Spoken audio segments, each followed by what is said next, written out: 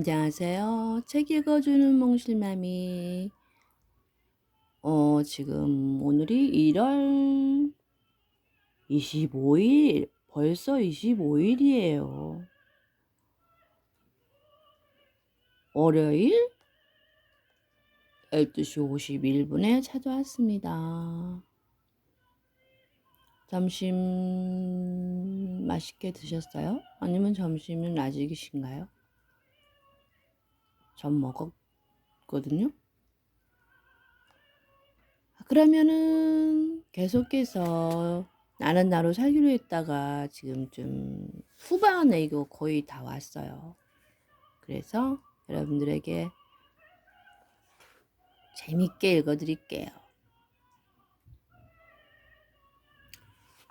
그럼 시작할게요. 희망의 근거를 만들 것. 요즘은 희망이라는 이야기를 입에 담기가 낯뜨겁다. 희망이라는 말 뒤에 고문이라는 말이 따라다닌다. 그렇다면 정말 희망은 고문일까?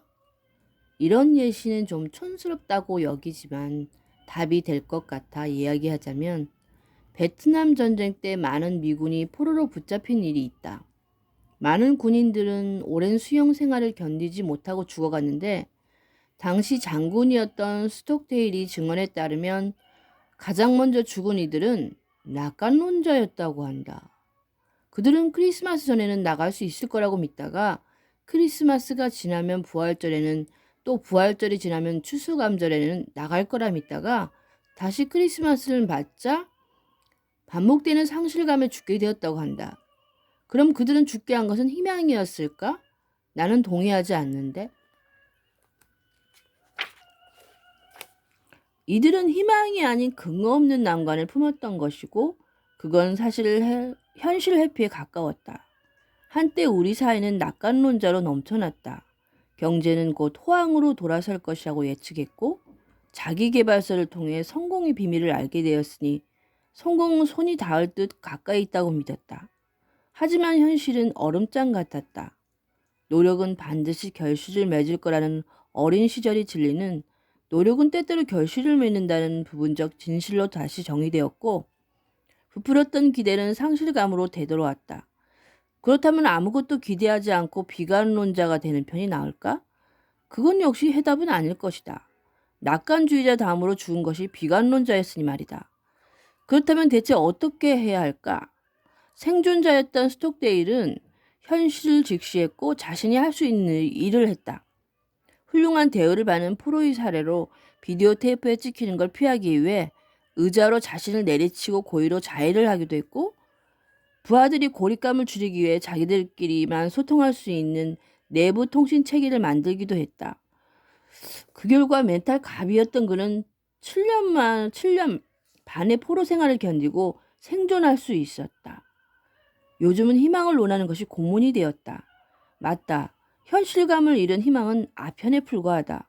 그렇지만 희망이 없다면 삶을 견딜 수 있을까? 언제나 최후 진실은 현실이 기반 위에 희망을 품어야 한다는 것. 하루 네 끼를 먹으며 살이 빠지길 바랄 수는 없는 것처럼 희망을 품고 싶다면 방법을 찾아라.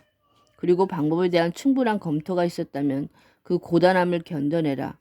당신이 해야 할 일은 막연한 희망이나 대안 없는 절망이 아니라 희망의 근거를 만들어가는 것이다. 진인사 대천명. 두드려라 그러면 열릴 것이다. 뜻이 있는 곳에 길이 있다.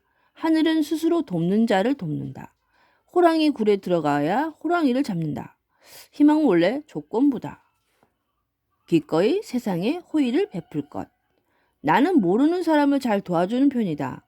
장례식장을 찾아가는 노부부에게 내릴 역과 갈아탈 버스, 장례식장 전화번호까지 찾아 적어주기도 하고 어떤 여자의 뒤를 쫓는 수상한 사람들을 보고 여자를 불러 세워서 다른 길로 가게 하기도 했다.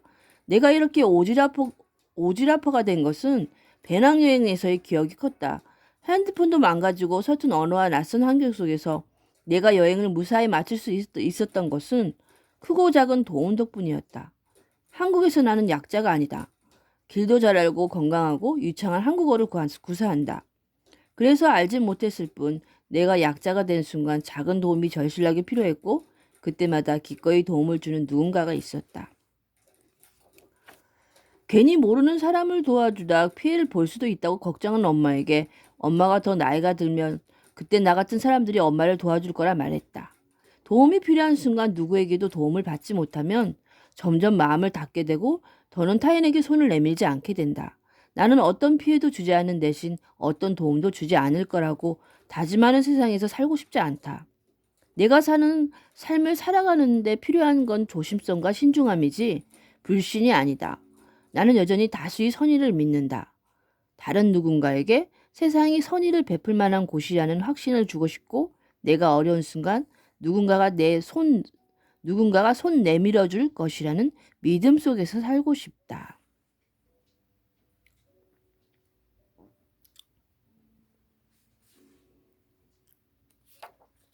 돈으로 환원되지 않은 나 자신이 될 것.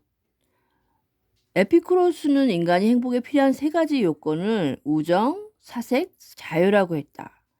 자유, 그러니까 내 의지대로 살아가는 것. 어릴 때는 당연하고 쉽게만 느껴졌던 단어지만 나이가 먹을수록 절감하는 건 자유의 일정 부분은 돈을 통해 실현된다는 사실이다. 우리는 공과금을 내기 위해, 친구 결혼식 축의금을 내기 위해, 먹고 살기 위해 매일 아침 일어나 돈을 벌며 우리 자유를 지불한다. 반대로 이야기하면 자유를 잃지 않기 위해선 돈이 필요하다는 뜻이다. 그러니 우리는 사회적 입지를 다지는 일에 최선을 다하고 자신이 가능성을 증명해내며 그에 따른 보상을 요구해야 한다. 돈은 생존의 수단이기에 결코 간과될 수 없다. 하지만 돈이 중요성이 아무리 크다 해도 돈을 생활수단의 가치를 넘어 사람의 척도로 삼아서는 안 된다. 돈으로 사람의 높낮이를 측정할 수 없으며 삶의 성패를 결정할 수도 없다. 우리는 자기 자신이 삶의 기준과 철학을 세우며 돈과 명함으로 환원되지 않은 진짜 자기 자신을 만나야 한다. 어떻게 돈을 벌 것인가라는 질문 이전에 무엇이 옳은가라는 질문에 답해야 한다. 무엇을 소유했는가로 증명하지 않아도 되는 사람이 되자. 진짜 섹시함은 내면에서 나오는 당당함에 있을 것이다. 갑질 행포로 전 국민이 공분을 산 사람들이 있다. 그런데 그 사람들은 과연 행복할까? 글쎄 내가 아는 한 행복한 사람은 그렇게 정신병자처럼 굴지 않는다. 물건에 대한 중독 중 가장 보편적인 것이 돈에 대한 중독이다. 중독 심리치료사 존 브래드쇼. 돈. 헝거게임에 참여하지 않을 것. 얼마 전 헐리우드 남자 배우와 유모의 불륜 스캔들이 기사로 뜨자 누리꾼이 반응은 사실이 아닐 거란 쪽으로 모아졌다. 그 이유는 남자 배우에 대한 신뢰 때문이 아니라 왜 저런 사람이 고작 유모와 바람이 나겠느냐는 것이었다. 우리는 평등을 외치고 갑질과 차별에 분개한다. 그러나 실상은 자신이 무시받고 싶지 않다는 뜻이지 내가 다른 이를 무시하지 않겠다는 뜻은 아니다. 우리는 얼마나 많이 구분짓고 있는 것일까? 언젠가 사회 뉴스를 읽다가 그 밑에 달린 댓글을 보았다. 내용은 높은 청년 실업률이 해결책으로 지방대부터 아웃시켜야 한다는 것. 나는 이런 말을 거침없이 내뱉는 것에 놀랐으나 더 놀란 건 그 의견에 많은 이 공감을 받은 베스트 댓글이 된 것이다. 순간 영화 헝거게임에 떠올랐다. 헝거게임은 파mem이라는 가상세계에서 벌어지는 SF 영화다. 헝거게임이란 12개의 구역에서 각각 조공인 2명을 뽑아서 최후 승자가 나올 때까지 서로를 죽여야 하는 게임이다. 지배층인 캐피톨은 조공인들에게 공포심을 심고자 헝거게임을 개최하고 이를 방송으로 내보낸다. 한 명의 승자에게 부와 명예를 주는 것으로 23명이 죽음이 정당화되는 게임. 게임이 시작되면 힘이 있는 무리는 서로 연합을 해서 힘없고 약한 이부터 제거한다. 그렇게 연합해서 약한 이들을 밀어내면 한동안 안정을 보장받는다. 그러나 이 게임은 최후의 한 명만을 남기므로 내가 나보다 약한 이를 밀어냈듯 나보다 강한 이가 나를 밀어낸다. 이 영화는 승자 독식 경쟁과 신자유주의에 대한 은유라 할 수 있다. 영화에서처럼 생존 경쟁에 내몰리는 이들은 자신보다 약한 이들을 밀어내며 잠깐의 안도감을 얻는다. 하지만 살기 위해 다른 일을 내보는 이 불합리한 게임을 멈추지 않는 한 어느 누구도 안전할 수 없다. 누군가는 정치 변화만으로 이 세상이 나아질 거라고 말한다. 물론 좋은 정치인과 사회의 투명성, 공정성 회복은 반드시 필요하다. 그러나 이를 위해서는 게임의 룰에 대한 성찰과 서로를 내몰지 않은 연대가 동반되어야 한다. 우리의 안전은 서로를 밀어낼 때가 아니라 서로의 울타리가 되어줄 때 얻어진다. 그러니 은근히 차별과 밀어내기 경쟁을 중단하자.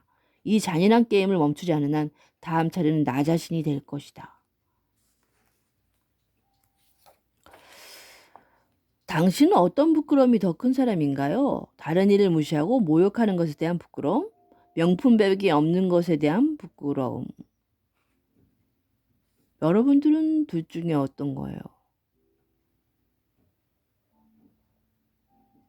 저는 요거예요. 다른 일을 무시하고 모욕하는 것에 대한 부끄러움. 물론 백은 글쎄 백이 뭐 저는 거의 편하게 멜 수 있는 그런 편한 거 있잖아요. 편하면서 이쁜 거. 그리고 실용적인 거를 근데 이런 거 들고 다녔다고 뭐 자기 자신이 명품인데 꼭 명품백을 들고 다닐 필요가 있을까요? 자신을 명품이라고 생각하면은 이 백을 들고 다닐 필요가 없죠. 다른 일을 무시하고 모욕하는 것에 대한 이걸 부끄러워야죠. 무시당하는 게 얼마나 슬픈 일인가요? 그리고 무시할 필요가 없어요. 우리는 다 소중하니까요.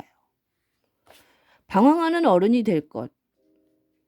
영화 죽은 사회의 시인이 사회에 닐이라는 인물에 등장한다. 엄격한 아버지에게 의사가 되어야 한다는 강요를 받으며 자라온 닐은 우연히 셰익스피어의 연극 한여름밤의 꿈을 주연을 맡는다. 자신이 자질과 능력을 발휘하며 어느 때보다 행복한 날을 보내고 있는 닐에게 아버지는 당장 그만두라고 명령하며 전학을 시키겠다고 엄포를 놓는다. 연극을 하고 싶었던 닐은 아버지 강요에 반항하려 하지만 닐이 시선에 어머니 모습이 들어오자 반항을 포기하고 입을 닫는다. 어머니 모습이 너무 절박하고 애처로웠던 것이다. 닐의 표정에는 무력감과 절망감이 비친다. 그리고 그날 밤 닐은 아버지 총으로 스스로 목숨을 끊는다. 주어진 삶을 견딜 수 없고 자신이 원하는 삶은 도저히 살 수 없을 때 사람은 절망하는 것이다. 어느 정신과 의사는 헝가리, 일본, 우리나라의 공통점으로 방황이 허락되지 않은 사회를 이야기했다. 그리고 이 세 나라에는 한 가지 공통점이 더 있는데 바로 높은 자살률이다. 우리나라에서 방황은 인생을 망치는 지름길이자 금기에 가깝다. 오죽하면 방황 청소년이라는 말까지 있을까? 대학 진학, 취업, 결혼, 출산, 내 집 마련 등 일련의 과정을 정년기라는 내 데드라인에 맞춰 완수해야 하고 이를 위해선 잠깐의 방황조차 용납하지 않는다. 그러지 못했다간 실망하는 부모님과 실패자로 규정짓는 수근거림과 사회적 고림에 대한 두려움을 피하기 어렵다. 그 결과 우리나라는 자살률 최고, 출산율 최저라는 두 가지 지표를 갖게 되었다. 이 지표의 공통점은 생존과 번식이라는 인간이 가장 기본적인 본능마저 포기한다는 것. 그만큼 우리가 이곳을 살만하다고 여기지 못하는 것이다. 주어진 과업을 빠짐없이 수행했는지를 개인이 평가 기준으로 삼는 사회. 그 안에서의 잠깐의 정체라도 있으면 개인은 초조해지고 숨이 막힌다.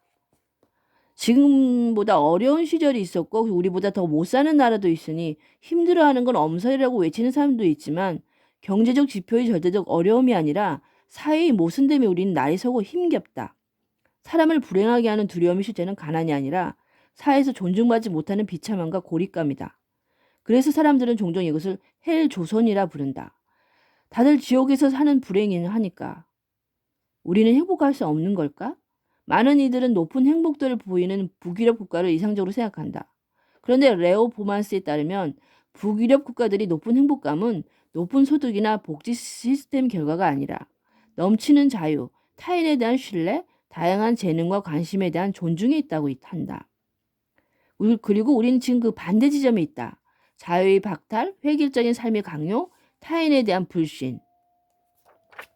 만약 어떤 사람을 살아도 있는 그대로의 나에서 존중받을 수 있는 믿음이 있다면 우리는 얼마나 자유로울까? 우리가 행복하기 위해 실존의 문제만큼 절실한 사회적 복지는 마음껏 방황할 수 있는 자유와 그런 서로를 바라보는 너그러운 시선이다. 이건 교과서적인 말이 아니라 가장 본질적인 해결책일지도 모른다. 서로에 대한 관용과 너그러움이 우리를 이 불행에서 벗어나게 할 것이다. 우리 이제 그만 불행하자. 불행 안녕.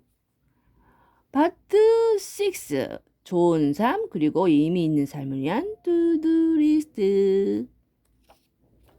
행복은 깊이 느낄 줄 알고 단순하고 자유롭게 생각할 줄 알고 삶에 도전할 줄 알며 남에게 필요한 삶이 될 줄 아는 능력으로부터 나온다. 스톰 제임스. 행복을 삶의 목적이라 부르지 않을 것. 따지고 보면 문제의 시작은 아리스토텔레스였다. 아리스토텔레스가 삶의 목표를 행복이라 규정한 이유로 사람들은 행복이라는 감정이 유토피아를 삶의 목적이라 믿게 되었다. 하지만 사람은 행복하려고 태어난 낭만적 존재는 아니다. 인간이 원시적인 감정은 기쁨, 분노, 혐오, 공포, 슬픔, 놀람 이렇게 6가지인데 인간이 행복하려고 지구에 왔다면 긍정적인 감정은 딸라 한 가지만 세팅해 놓았을 리 없다. 삶의 목적이 행복이라는 생각 자체가 대단히 큰 착각인 거다. 그런데 삶의 목적을 행복으로 규정하고 완전 무결하게 행복한 삶이 존재하는 듯 떠들자 행복하지 않은 사람들은 실패자가 된 기분이다. 그래서 사람들은 우울함을 감추기 애쓰고 슬픔을 어떻게 해서든 억눌러야 한다고 생각한다. 하지만 삶에 우울함과 슬픔이 있는 것은 자연스러운 일 아닌가? 베르사유 궁전을 아름답게만 두고 싶어서 화장실을 없앤다 해도 산다는 건 궁전 구석에서 몰래 똥도 누고 때론 남이 싼 똥도 밟고 사는 것이다. 그러니 가끔은 슬퍼도 우울해도 된다. 그 시간이 없다면 행복이 무엇인지 우리가 어떻게 알 수 있겠는가? 물론 우리는 행복을 위해 노력해야 하고 나 역시 당신이 행복을 빈다. 하지만 몇 번을 붙는다 해도 삶의 목적은 언제나 삶 그 자체일 뿐이다. 10번 중에 7번 행복한 사람은 행복한 사람이다. 하지만 10번 중에 10번 행복하려 한다면 그건 강박증이다. 저는 강박증일까요? 10번 행복하려고 하는 그런 강박증. 10번 중에 7번 행복한 사람은 행복한 사람이래요. 그러니까 욕심을 버려야겠네요. 행복인증, 나는 졸라 행복 증거. 누군가에게 행복하다고 증명하며 사는 것이 가장 불행하게 사는 방법이다.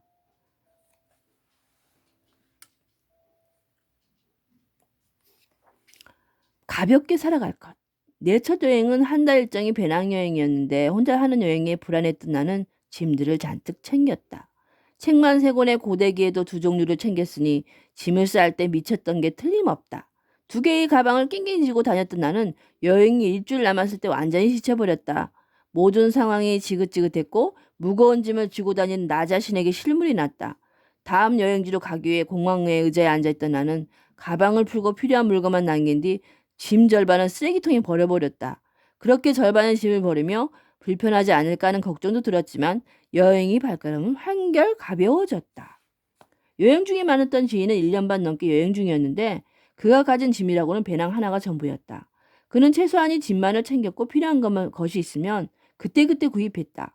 예를 들면 입고 있는 옷이 낡으면 현지 시장에서 구입하는 식이었는데 그 자체로 여행이 즐거움이라고 말했다. 우리는 삶이 불안하다며 너무 많은 짐을 챙기지만 사실 그렇게 많은 짐이 필요하진 않다. 필요할 때 충당할 수도 있고 약간의 불편함을 감수하는 쪽이 이득일 수도 있다. 삶이란 오랜 여정이다. 최대한 가볍게 살아가야 지치지 않는다. 그러니 삶을 조금 더 가볍게 하고 싶다면 불안한 마음에 버리지 못했던 것들을 다시 한번 맞이하고 그것들을 덜어내는 용기를 갖자. 다 버리고 배낭만 하나 갖고 갔네요. 아주 그것도 좀 잘 생각해 보면은 좀 필요한 것 같아요. 가방 이것도 필요해 하다 보면은 짐만 많아서 힘이 들 때가 있어요. 그래서 가방 하나. 그런 것도 있잖아요. 그 짐을 물론 여행은 붙일 수가 없겠다. 아는 친척 집에 갈 때는 그 자기가 필요한 것들을 먼저 택배로 해서 붙이잖아요. 무거운 것들은 먼저 붙이고 갈 때는 가볍게 가방 하나만 들고 가는 그런 경우도 있잖아요. 여행 내내 한 번도 꺼내지 않았던 점과 아직 일어나지도 않은 일에 대한 걱정과 삶을 무겁게 만드는 불필요한 욕구와 잘못하고 없는 부끄러움과 지치기만 하는 과잉된 관계, 이 모든 것에 대한 최후 통첩, 그 포기가 우리를 자유롭게 할 것이다. 자유롭게 살고 싶거든. 없어도 살 수 있는 것을 멀리하라. 톨스토이. 없어도 살 수 있는 것을 멀리하라. 자유로워지세요. 각각의 휴지통에 불필요한 것들을 버려주세요. 가거라 불필요한 것들아. 불필요한 것들이 있으세요? 정말 불필요한 것들을 버리면은 가벼워질 거예요. 그렇게 믿습니다. 오늘 하루도 지금 1시 10분, 11분에 지금 마쳤는데요. 저기도 허락된 시간이 있다면 정말 여행 같은 거는 못 가잖아요. 코로나 땀시. 코로나가 이렇게 올 거라는 예상을 했었더라면 미리 많은 것을 여행을 갔다 올 걸 그랬어요. 애끼지 말고.